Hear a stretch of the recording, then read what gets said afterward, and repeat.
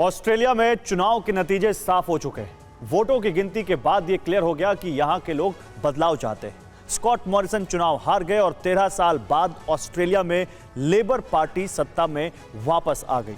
इस चुनाव में चीन भी एक अहम मुद्दा था। चुनाव नतीजों से साफ हो गया कि लेबर पार्टी के नेता एंथनी अल्बनीज ऑस्ट्रेलिया के अगले प्रधानमंत्री होंगे। क्या ऑस्ट्रेलिया में चीन की साजिश कामयाब हो गई? ये इसलिए कहा जा रहा है क्योंकि स्कॉट मॉरिसन चुनाव हार चुके हैं।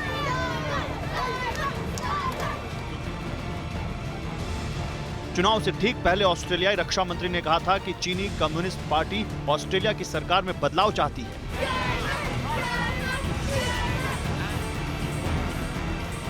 रक्षा मंत्री ने कहा था कि चीन ऑस्ट्रेलिया में लेबर पार्टी को देखना चाहता है।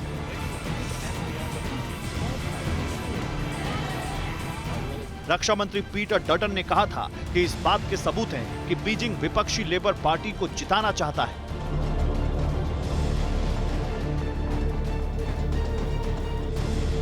ऑस्ट्रेलिया के चुनाव में जिनपिंग के पोस्टर तक देखे गए। ऑस्ट्रेलिया में चुनाव के नतीजे आ चुके हैं।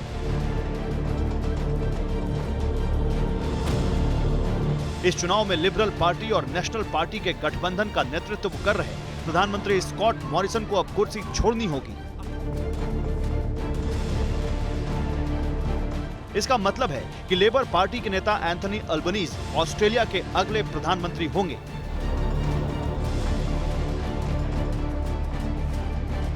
चुनाव के दौरान लेबर पार्टी ने भी चीन को मुद्दा बनाया था और जमकर चीन का विरोध किया था, लेकिन स्कॉट मॉरिसन की पार्टी यह आरोप लगाती रही कि चीन का विरोध सिर्फ दिखावा है।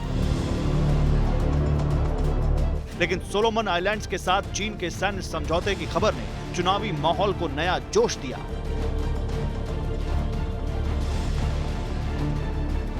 समझौते को ऑस्ट्रेलियाई विशेषज्ञों ने देश की सुरक्षा के लिए चुनौती बताया है।